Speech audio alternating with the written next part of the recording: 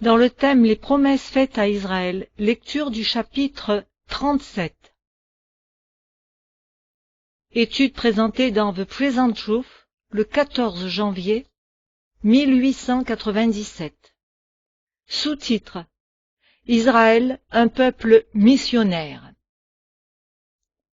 Quand Dieu envoya Moïse pour sortir Israël d'Égypte, son message au Pharaon fut, ouvrez les guillemets, « Israël est mon fils, mon premier-né. Je te dis, laisse aller mon fils pour qu'il me serve. Si tu refuses de le laisser aller, voici, je ferai périr ton fils, ton premier-né. » Fermez les guillemets. Exode 4, versets 22 et 23. Et il les conduisit et leur donna les terres des païens, c'est-à-dire des nations, entre guillemets, afin qu'ils gardassent ses ordonnances et qu'ils observassent ses lois. Fermez les guillemets. Psaume 105, versets 44 et 45. Le grand avantage des Juifs sur les autres peuples était, ouvrez les guillemets, que les oracles de Dieu leur ont été confiés. Fermez les guillemets. Romains 3, 1 et 2. En fait, ils ne reçurent pas les oracles vivants, Acte 7, 38, dans toute leur puissance vivante. Si tel avait été le cas, leur avantage aurait été infiniment grand. Mais ce ne fut d'aucune manière la faute de Dieu. Nous n'étudierons pas maintenant ce qu'Israël eut et fut, mais ce qu'il aurait pu posséder et ce qu'il aurait été. Deux choses ont toujours été certaines. C'est que, ouvrez les guillemets, nul ne vit pour lui-même, fermez les guillemets, Romains 14, verset 7, et que, ouvrez les guillemets, Dieu ne fait point exception de personne, fermez les guillemets, Acte 10, verset 34. Et ces deux vérités combinées en donnent une troisième. Quand Dieu accorde un don avantageux à quelqu'un, c'est pour qu'il l'emploie au bénéfice des autres. Dieu désire que tous puissent profiter des bénédictions qu'il concède à une personne ou à un peuple. Quand il promit la bénédiction à Abraham, ce fut pour qu'il soit une bénédiction, et que par lui, toutes les familles de la terre soient bénies.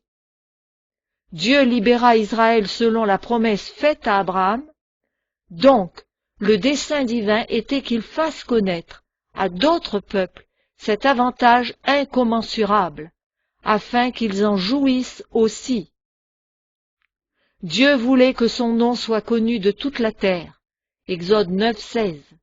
Son désir d'être connu de tous était aussi fort que d'être connu des enfants d'Israël. Connaître l'unique vrai Dieu et la vie éternelle. Jean 17, 3. Aussi, quand Dieu se révéla lui-même à Israël, il lui montra le chemin de la vie éternelle, l'Évangile, afin qu'il puisse proclamer ce même Évangile à d'autres. La raison pour laquelle il se fit connaître d'abord à Israël est qu'il était, pour ainsi dire, plus proche que les autres peuples. Le souvenir parmi les Juifs de la relation que Dieu avait eue avec Abraham, Isaac, Jacob et Joseph, ainsi que leur foi, faisait de lui un peuple plus accessible. Dieu le choisit non parce qu'il l'aimait plus que les autres, mais parce qu'il aimait tous les hommes, et parce qu'il voulait se faire connaître par les agents les plus proches. L'idée qu'à une époque Dieu fut exclusif et gardait les bénédictions et la vérité pour un peuple spécial, déshonore énormément son caractère. Il ne laissa jamais les païens sans témoignage à son sujet, et là où il put trouver un homme ou un peuple qui acceptait d'être employé par lui, il l'acceptait immédiatement à son service afin de pouvoir se révéler lui-même pleinement. Sous-titre: La proclamation de l'Évangile à l'Égypte. L'Évangile est la puissance de Dieu pour le salut, et puisqu'à la libération d'Israël de l'Égypte, il y eut des manifestations de la puissance de Dieu, il est évident que l'Évangile fut proclamé avec plus d'intensité que jamais auparavant. Les paroles de Rahab, la prostituée païenne, témoignent des effets de cette proclamation. Quand les deux espions arrivèrent dans sa maison à Jéricho, elle les cacha et leur dit, ouvrez les guillemets, « L'Éternel, je le sais, vous a donné ce pays. La terreur que vous inspirez nous a saisis, et tous les habitants du pays tremblent devant vous. Car nous avons appris comment, à votre sortie d'Égypte, l'Éternel a mis à sec devant vous les eaux de la mer Rouge, et comment vous avez traité les deux rois des Amoréens au-delà du Jourdain, Sihon et Og, que vous avez dévoués par interdit. Nous l'avons appris, et nous avons perdu courage, et tous nos esprits sont abattus à votre aspect. Car c'est l'Éternel votre Dieu, qui est Dieu en haut dans les cieux et en bas sur la terre. » Fermez les guillemets. Josué 2, versets 9 à 11. Alors elle les pria, et ils lui promirent sa libération. Ouvrez les guillemets. C'est par la foi que Rahab, la prostituée, ne périt pas avec les rebelles, parce qu'elle avait reçu les espions avec bienveillance. Fermez les guillemets. Hébreux 11, verset 31. Son sort aurait pu être celui de n'importe quel autre habitant de Jéricho, s'il avait exercé la foi comme le fit Rahab. Tous possédaient la même information que cette femme, et comme elle, ils savaient que, ouvrez les guillemets, l'Éternel votre Dieu qui est Dieu en haut dans les cieux et en bas sur la terre, fermez les guillemets. Mais la connaissance n'est pas la foi. Les démons savent qu'il y a un Dieu, mais ils n'ont pas la foi. Rahab fut disposée à se soumettre aux demandes de Dieu et à vivre comme une personne de plus parmi son peuple, tandis que ceux qui l'entouraient dans son pays ne le furent pas. Elle est l'évidence que Dieu sauve les personnes, non parce qu'elles sont bonnes, mais parce qu'elles sont disposées à devenir bonnes. Jésus fut envoyé pour nous bénir, pour nous séparer de nos iniquités. Cette pauvre femme païenne, de mauvaise réputation, capable de mentir sans perdre sa contenance et sans aucun sentiment de culpabilité, avait une notion plutôt déficiente de la différence entre le bien et le mal. Cependant, Dieu l'a reconnue comme un membre de son peuple parce qu'elle ne rejeta pas la lumière, mais y chemina dans la mesure où elle l'a reçue. Elle crut pour le salut de son âme. Sa foi l'éleva au-dessus de l'atmosphère pécheresse qui l'entoura et la plaça sur le chemin de la connaissance. Il est impossible de trouver une plus grande preuve que Christ n'a pas honte de reconnaître même les païens comme ses frères, que le fait qu'il n'eut pas honte d'avoir l'un d'eux, une prostituée, pour plus de précision, enregistrée dans sa propre généalogie selon la chair. Matthieu 1, verset 5. Sous-titre: La sollicitude de Dieu envers tous les hommes. Mais le point principal de cette référence à Rahab est que Dieu ne s'était pas limité au peuple juif. Dès l'instant où un habitant idolâtre de Canaan aurait été disposé à reconnaître Dieu, il aurait fait partie du peuple de Dieu. Il ne s'agit pas simplement d'une théorie, l'implication étant que la promesse faite à Abraham incluait le monde entier et pas seulement la descendance de Jacob. Mais elle a une conséquence pratique, car elle console et élève.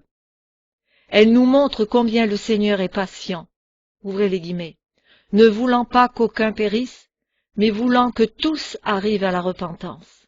Fermez les guillemets. 2 Pierre 3, verset 9. Elle nous montre l'empressement avec lequel le Seigneur répond à la moindre inclination à le rechercher, en employant cette impulsion pour attirer encore plus près de lui l'âme errante. Il souffle avec soin sur cette étincelle afin d'en faire croître la flamme. son oreille toujours tournée vers la terre et en alerte pour capter le murmure le plus faible, afin que le cri presque inintelligible, la première impulsion depuis la profondeur la plus basse, soit instantanément entendu et reçoive une réponse. Sous-titre: Les prêtres de Dieu. Si le peuple d'Israël était resté dans l'alliance faite par Dieu, il aurait été un royaume de sacrificateurs, ce qui démontre que le plan de Dieu pour Israël fut la proclamation de l'Évangile au monde entier. Ils devaient tous être des prêtres de Dieu. L'œuvre d'un prêtre est expliquée dans Malachie 2, versets 5 à 7, où Dieu dit à Lévi, ouvrez les guillemets, « Mon alliance avec lui était une alliance de vie et de paix, ce que je lui accordai pour qu'il me craignît.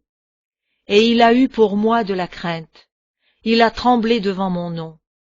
La loi de la vérité était dans sa bouche, et l'iniquité ne s'est point trouvée sur ses lèvres. Il a marché avec moi dans la paix et dans la droiture. Et il a détourné du mal beaucoup d'hommes, car les lèvres du sacrificateur doivent garder la science. Et c'est à sa bouche qu'on demande la loi, parce qu'il est un envoyé de l'Éternel des armées. » Fermez les guillemets. Éloignez les hommes de la méchanceté et l'œuvre de Christ par sa résurrection. Donc l'œuvre de l'authentique prêtre est de prêcher simplement l'Évangile, proclamer le Sauveur vivant, en qui demeure la loi parfaite qui convertit l'âme. Mais comme les enfants d'Israël devaient être des prêtres et donc versés dans la loi, il est évident qu'ils devaient être des prêtres en faveur des autres. S'ils avaient accepté la proposition divine et s'ils s'étaient maintenus dans l'alliance divine, au lieu d'insister sur ceux qui étaient à eux, ils n'auraient pas eu besoin d'une prêtrise pour leur faire connaître la loi de la vérité et de la paix. Tous auraient été libres. Jérémie 31, verset 34. Mais l'œuvre du prêtre est d'enseigner la loi. Donc, il est évident que le dessein de Dieu, en sortant Israël d'Égypte, était qu'il aille prêcher l'Évangile au monde entier. Comme cette tâche aurait pu être facile et rapide, appuyée sur la puissance de Dieu. La renommée de ce que Dieu avait fait pour eux en Égypte les aurait précédés, et en avançant avec cette même puissance, ils auraient pu prêcher l'Évangile dans sa plénitude aux personnes déjà disposées à l'accepter ou à le rejeter, en laissant leurs femmes et leurs enfants en Canaan, et partant deux par deux, comme plus tard Jésus le ferait avec ses disciples. Il leur aurait fallu très peu de temps pour apporter l'Évangile jusqu'aux coins les plus reculés de la terre. Si les ennemis avaient mis leur progression en danger, un seul en aurait poursuivi 1000, et deux en auraient mis 10 000 en fuite. Deutéronome 32, 30. C'est-à-dire que la puissance de la présence de Dieu, même avec 2 personnes seulement, les aurait fait paraître aux yeux de leurs ennemis comme 10 000 hommes, et personne n'aurait osé les attaquer. De cette manière, ils auraient pu développer l'œuvre de la prédication de l'Évangile qui leur avait été assignée, sans crainte d'en être empêchés. La terreur que leur présence aurait provoquée chez ceux qui s'opposaient à eux montre la puissance que la proclamation du message aurait eue dans les cœurs ouverts pour recevoir la vérité. Avançant ainsi revêtus du plein pouvoir de Dieu, il n'aurait pas été nécessaire de revenir une seconde fois sur le même terrain. Tous ceux qui auraient entendu auraient pris position pour ou contre la vérité, et ces décisions auraient été définitives, puisque lorsqu'une personne rejette l'Évangile prêché dans sa plénitude, c'est-à-dire sous la plénitude du pouvoir de Dieu, il n'y a plus rien à faire pour elle, vu qu'il n'existe aucune puissance supérieure à celle de Dieu. Donc, après la traversée du Jourdain, quelques années ou peut-être quelques mois aurait suffi pour prêcher l'Évangile au monde entier comme témoignage à toutes les nations. Sous-titre: Évidence de l'impartialité de Dieu. Mais Israël n'a pas répondu à sa grande vocation. L'incrédulité et la confiance en soi les privèrent du prestige avec lequel ils entrèrent dans la terre promise. Ils ne permirent pas que leur lumière brillât, et avec le temps, ils en vinrent eux-mêmes à la perdre. Ils se contentèrent de coloniser Canaan au lieu de prendre possession de toute la terre. Ils supposaient que Dieu leur avait donné la lumière parce qu'il les aimait plus que les autres, ce qui les fit s'exalter et mépriser les autres. Cependant, Dieu ne cessa de leur dire qu'ils devaient être la lumière du monde. L'histoire des Juifs, loin de montrer que Dieu ne s'était pas limité à ce peuple, démontre qu'il tenta par tous les moyens de les employer pour faire connaître son nom aux autres. Voyez le récit de Naaman le Syrien, quand il fut envoyé au roi d'Israël pour être purifié de sa lèpre, la veuve de Sérapta, vers laquelle Élie fut envoyé, la reine de Séba, vint de loin pour connaître la sagesse de Salomon.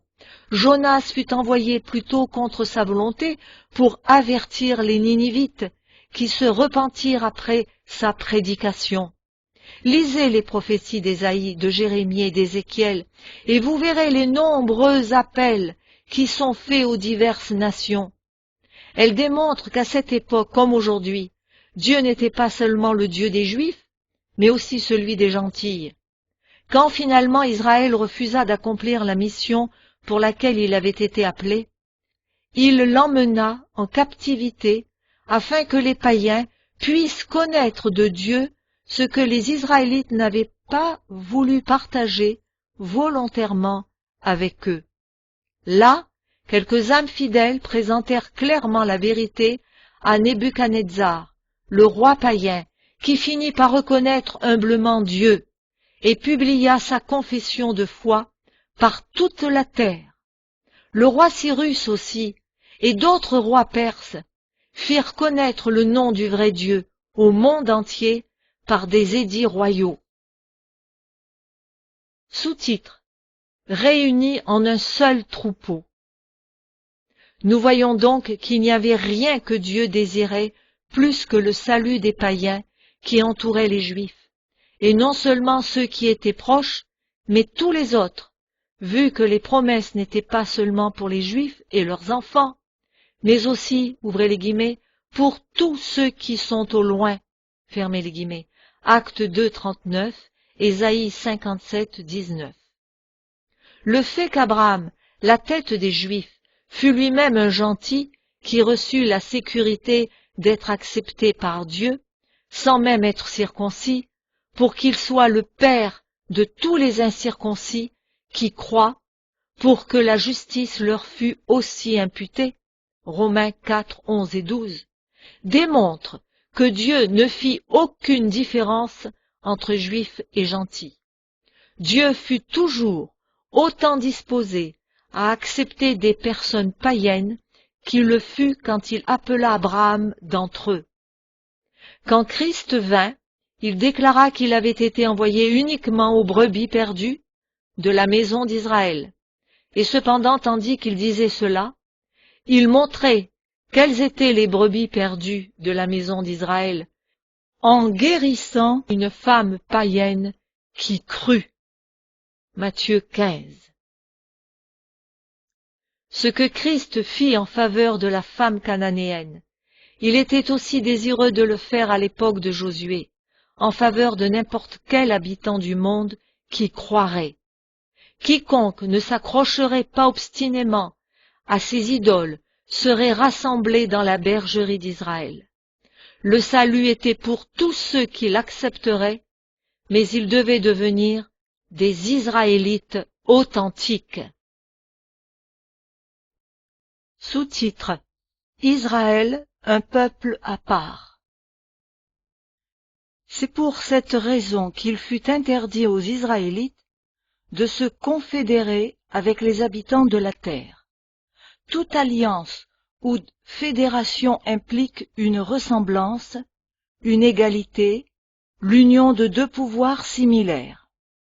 Mais si Israël demeurait fidèle à son appel, il ne devrait rien avoir en commun avec les habitants de la terre. Il devait être un peuple à part, séparé seulement par la présence sanctifiante du Seigneur. Quand Dieu dit à Moïse, ouvrez les guillemets, « Je marcherai moi-même avec toi, et je te donnerai du repos. » Moïse lui dit, « Si tu ne marches pas toi-même avec nous, ne nous fais point partir d'ici. Comment sera-t-il donc certain que j'ai trouvé grâce à tes yeux, moi et ton peuple? Ne sera-ce pas quand tu marcheras avec nous, et quand nous serons distingués, moi et ton peuple, de tous les peuples qui sont sur la face de la terre? » Fermez les guillemets. Exode 33, versets 14 à 16. Faire une alliance avec les nations qui les entouraient signifiait s'unir à elles, et ceci signifiait se séparer de la présence de Dieu. La présence de Dieu était la seule chose qui les maintenait séparés des nations, et sa présence aurait dû avoir nécessairement cet effet. La présence de Dieu aura le même effet de nos jours, vu que Dieu ne change pas. Donc, la prétention que le peuple de Dieu n'avait pas besoin de se maintenir séparé des nations équivalait simplement à prétendre qu'il n'avait pas besoin de la présence de Dieu. Le même principe était impliqué quand le peuple réclama un roi. Lisez ce récit dans 1 Samuel 8. Le peuple dit à Samuel, ouvrez les guillemets, « Établis sur nous un roi pour nous juger, comme il y en a chez toutes les nations. » Fermez les guillemets. Ceci déplut à Samuel et blessa ses sentiments. Mais le peuple insista, ouvrez les guillemets, « Donne-nous un roi pour nous juger. » Fermez les guillemets. Le Seigneur dit alors à Samuel, ouvrez les guillemets, « Écoute la voix du peuple dans tout ce qu'il te dira. Car ce n'est pas toi qu'il rejette, c'est moi qu'il rejette, afin que je ne règne plus sur eux. Ils agissent à ton égard comme ils ont toujours agi depuis que je les ai fait monter d'Égypte jusqu'à ce jour. Ils m'ont abandonné pour servir d'autres dieux. » Fermez les guillemets. Alors Samuel, sur l'indication du Seigneur, exposa devant le peuple quelques-uns des maux qu'entraînerait un roi. Mais ils refusèrent l'avertissement. « Non, dirent-ils, mais il y aura un roi sur nous, et nous aussi nous serons comme toutes les nations. » Fermez les guillemets. Dans la Bible, nation signifie païen. Le mot hébreu qu'on a l'habitude de traduire par nation ou peuple est identique à celui qui est traduit à d'autres endroits par païen. Peut-être que le psaume 96, verset 5 éclairera le lecteur moderne. Ouvrez les guillemets. « Car tous les dieux des peuples sont des idoles, et l'Éternel a fait les cieux. » Ici, il est évident que peuple signifie païen. Dans le psaume 2:1, nous lisons « Pourquoi ce tumulte parmi les nations, ces vaines pensées parmi les peuples ?» La version King James traduit « païen » au lieu de « nation ».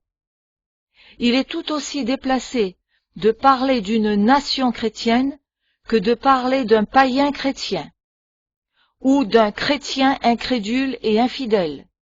Nation ou peuple que Dieu emploie en référence aux nations de cette terre consiste en une collectivité de païens.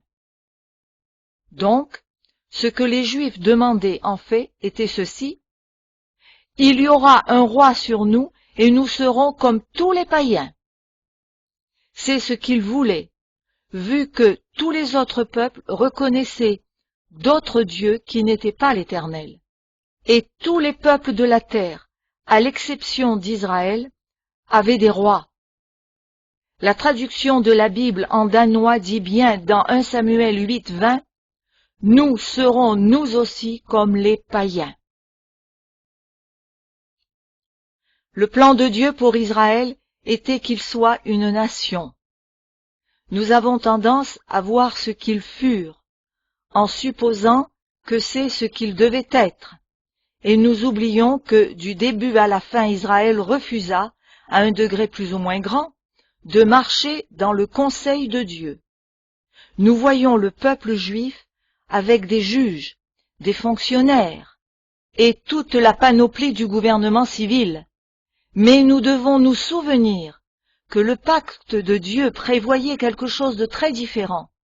Mais à cause de leur incrédulité, ils ne l'atteignirent jamais dans sa plénitude. Sous-titre: Israël, l'Église du Christ. Le mot Église est d'un usage commun, cependant, très peu, même parmi ceux qui l'emploient, savent qu'elle vient d'un mot grec qui signifie « appeler » et qui s'applique à Israël plus qu'à toute autre institution. Israël constitue l'Église de Dieu. Il avait été appelé d'Égypte. Dans l'Ancien Testament, il est appelé la congrégation, c'est-à-dire ceux qui formaient l'assemblée ou ceux qui s'étaient réunis, formant ainsi le troupeau du Seigneur, qui était son berger. Dieu est connu comme le berger d'Israël, psaume 80, verset 1. Étienne, dans son discours devant le Sanhédrin, fit référence à Israël comme à l'assemblée du désert. Acte 7, 38, littéralement « ecclésia », la même parole que dans Matthieu 18, verset 17. Il n'y a qu'une Église, car l'Église est le corps de Christ, Éphésiens 1, 19 à 23. Et il n'y a qu'un corps, Éphésiens 4, verset 4. Cette Église unique est composée de ceux qui écoutaient et suivaient la voix de Christ, car il dit, ouvrez les guillemets, « Mes brebis entendent ma voix, je les connais et elles me suivent », fermez les guillemets. Jean 10, verset 27. Cette Église dans le désert était donc identique à l'Église authentique de Christ à n'importe quelle époque. Ainsi le démontre Hébreux 3, versets 2 à 6. En lisant le texte, souvenez-vous que la maison de Dieu, c'est l'Église du Dieu vivant. 1 Timothée 3, 15. Le texte dit que Christ fut fidèle à la maison de Dieu, comme Moïse le fut. Moïse fut un serviteur fidèle dans la maison de Dieu, et Christ en tant que Fils fut fidèle à cette même maison. Ouvrez les guillemets.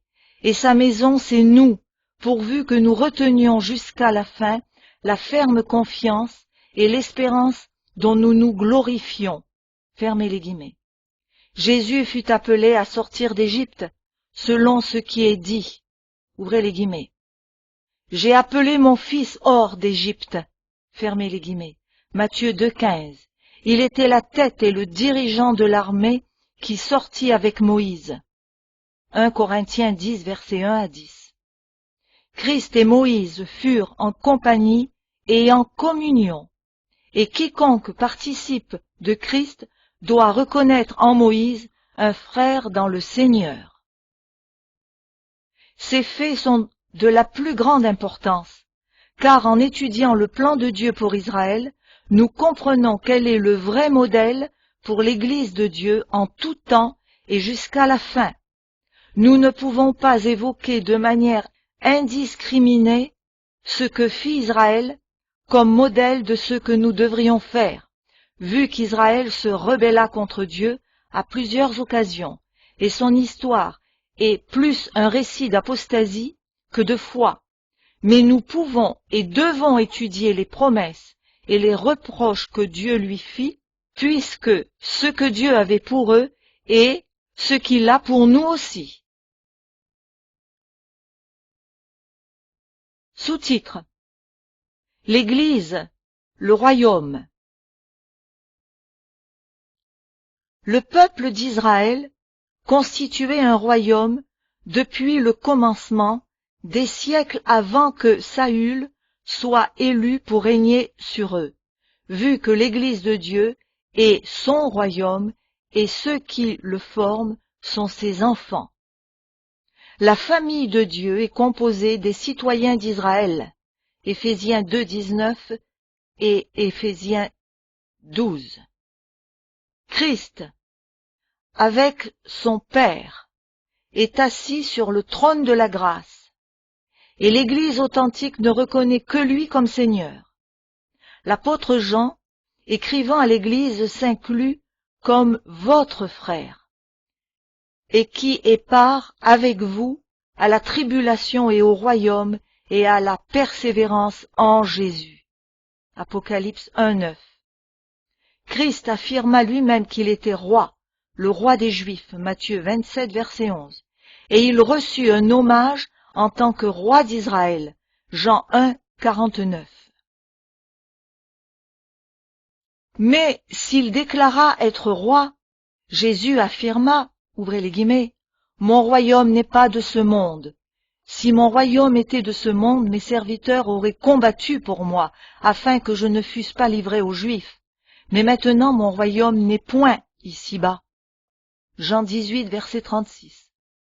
De la même manière que le royaume de Christ n'est pas de ce monde, il en est de même de son Église, son corps, et les personnes qu'il a choisies et appelées du monde ne doivent pas faire partie du monde, bien qu'elles y vivent. Elles ne doivent entrer dans aucun type d'alliance avec le monde, quelle qu'en soit la raison. Leur unique mission dans le monde est d'être la lumière du monde, le sel qui doit préserver le monde autant que possible. Ils ne doivent pas plus faire partie du monde que la lumière ne le fait avec les ténèbres où elle brille. Qu'y a-t-il de commun entre la lumière et les ténèbres? 2 Corinthiens 6,14. Sur la terre, il n'y a que deux classes, l'Église ou le monde. Mais quand l'Église fait une alliance avec le monde, que ce soit formellement ou bien en adoptant les méthodes et les principes du monde, il n'existe alors qu'une seule classe, le monde. Cependant, par la grâce de Dieu, il y a toujours eu quelques fidèles, même aux époques de grande apostasie. Sous-titre: Ce n'est pas une théocratie. Il est fréquent d'entendre parler d'Israël comme d'une théocratie. C'était certainement ce que Dieu aurait voulu qu'il soit, et ce qu'il aurait dû être, mais qui, dans le vrai sens du mot, ne le fut jamais. Ce ne fut pas une théocratie, surtout pas quand Israël demanda un roi terrestre. Ouvrez les guillemets. Nous serons comme tous les païens. Car en le faisant, ils rejetaient Dieu comme roi. Il est vraiment très étrange que certaines personnes se réfèrent à ce qu'Israël fut en opposition directe aux dispositions de Dieu, comme justification des agissements similaires de l'Église d'aujourd'hui, et leur rejet de Dieu comme l'évidence qu'ils étaient dirigés par sa puissance. Théocratie est une combinaison de deux mots grecs. Il signifie littéralement le gouvernement de Dieu. Donc, une authentique théocratie est un corps dont Dieu est le souverain unique et absolu. On a rarement vu un tel gouvernement sur cette terre, et jamais bien longtemps. Il existait une vraie théocratie quand Adam fut d'abord formé et placé en Éden, quand Dieu vit tout ce qu'il avait fait, et voici cela était très bon. Genèse 1:31. Dieu forma Adam de la poussière de la terre et le plaça au-dessus de toutes les œuvres de ses mains. Il domina sur les poissons de la mer, sur les oiseaux du ciel, sur le bétail, sur toute la terre et sur tous les reptiles qui rampent sur la terre. Genèse 1:26. En conséquence, tout pouvoir lui avait été donné, bien qu'étant dans la meilleure situation, couronné de gloire et d'honneur, Adam n'était que poussière, n'ayant pas en lui de pouvoir supérieur à celui de la poussière qu'il foulait. Aussi le grand pouvoir qui fut manifesté en lui, n'était pas son pouvoir, mais celui de Dieu agissant en lui. Dieu était le souverain absolu, mais il lui plaisait, pour tout ce qui concernait cette terre, révéler sa puissance à travers l'homme. Tant que dura la loyauté d'Adam à Dieu, il y eut donc une théocratie parfaite sur cette terre. Depuis lors, il n'y eut plus jamais une telle théocratie, puisque la chute de l'homme impliquait la reconnaissance de Satan comme Dieu de ce monde. Mais individuellement, elle exista dans sa perfection en Christ, le second Adam, dont le cœur était la loi de Dieu, et en qui demeurait toute la plénitude de la divinité corporellement. Quand Christ aura restauré la terre, et toutes choses comme au commencement, et qu'il y aura un seul troupeau et un seul berger, un roi sur toute la terre, il y aura une théocratie parfaite. Alors la volonté de Dieu sera faite sur la terre comme maintenant au ciel. Mais, aujourd'hui, c'est le temps de la préparation. Christ réunit un peuple dans lequel il voit son caractère reproduit, un peuple dans les cœurs duquel il demeure par la foi, afin que chaque personne puisse, comme lui, être remplie jusqu'à toute la plénitude de Dieu. Éphésiens 3, 17 à 19. Ces personnes réunies constituent l'Église de Christ qui, comme un tout, est la plénitude de celui qui remplit tout en tous. Éphésiens 1, 22 et 23. Aussi, quand la vraie théocratie est avant tout dans le cœur des personnes qui jour après jour disent sincèrement à leur Père céleste, « À toi, Éternel, le règne », la multitude des croyants, l'Église, quand elle est parfaitement unie dans un même esprit par le Saint-Esprit, elle constitue la seule vraie théocratie qui ait existé sur cette terre. Quand l'Église apostasie, elle tente de régir par des alliances avec le monde, en exhibant une forme de gouvernement théocratique, mais elle n'est qu'une forme.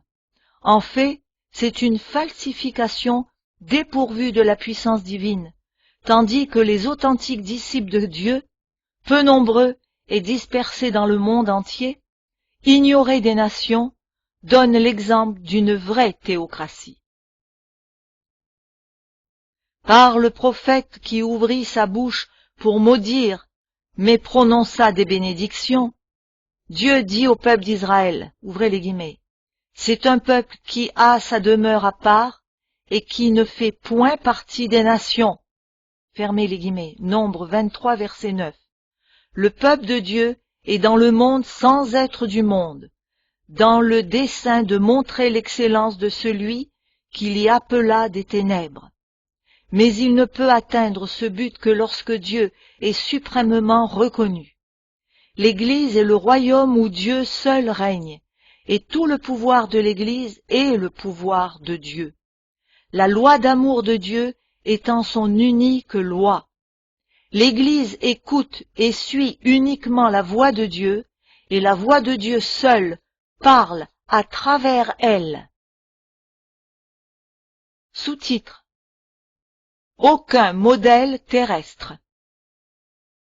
Rien parmi les royaumes terrestres, ou les associations quelles qu'elles soient, ne peut servir de modèle à la vraie théocratie, qui est l'Église et le royaume de Dieu.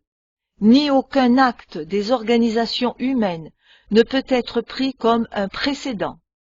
Elle est unique et singulière dans tous ses aspects, et elle ne dépend d'aucune des choses dont les gouvernements humains dépendent pour maintenir l'unité. Malgré tout, c'est une merveilleuse exhibition d'ordre, d'harmonie et de pouvoir qui émerveille tout le monde. Mais si le vrai peuple de Dieu doit se maintenir séparé, n'étant pas compté parmi les nations, et en conséquence n'a aucune part à la direction ou à la gestion des gouvernements civils, il n'en est pas pour autant indifférent au bien-être de l'humanité. Comme sa tête divine, l'Église a pour mission de faire le bien. Comme Adam fut fils de Dieu, Luc 3, 38, toute l'humanité, bien que déchue, constitue ses enfants prodigues. Donc les enfants authentiques de Dieu considéreront tous les êtres humains comme leurs frères, pour le bien-être et le salut desquels ils doivent travailler. Leur tâche consiste à révéler Dieu en tant que Père plein de tendresse et d'amour au monde, et ils ne peuvent le faire qu'en permettant que l'amour de Dieu brille dans leur propre vie. Le royaume de Christ sur la terre a pour seule tâche de montrer par sa ressemblance pratique avec Christ son allégeance envers lui et de le proclamer Seigneur de tout, et en montrant ses excellences, en invitant le plus grand nombre à l'accepter comme roi, de manière qu'il soit disposé à le recevoir quand il viendra sur le trône de sa gloire. Matthieu 25, verset 31. Christ roi vint au monde dans le but de donner témoignage de la vérité. Jean 18, verset 37. Et ses sujets fidèles n'ont pas d'autre objectif dans la vie, la puissance par laquelle ils rendent témoignage est celle du Saint-Esprit qui demeure en eux. Acte 1, verset 8. Et jamais celle qui dérive de se mélanger aux luttes politiques ou sociales. Durant une brève période après l'ascension de Christ au ciel, l'Église se conforma à ce pouvoir, et la prédication de l'Évangile du royaume fit de grands progrès. Mais très tôt, l'Église commença à adopter des méthodes mondaines, et ses membres commencèrent à s'intéresser aux affaires de l'État, au lieu de celles du royaume de Christ, et ils perdirent cette puissance. Mais il faut se rappeler qu'à l'époque où l'Église maintint sa loyauté, le même pouvoir qui fut donné à Israël des centaines d'années auparavant était présent avec le même but, et aussi rappeler que le peuple par lequel Dieu se manifesta ainsi, aux deux occasions, fut le même, car le salut vient des Juifs. Jean 4, 22. Ouvrez les guillemets. Les voies de Dieu sont parfaites. Psaume 18, 31.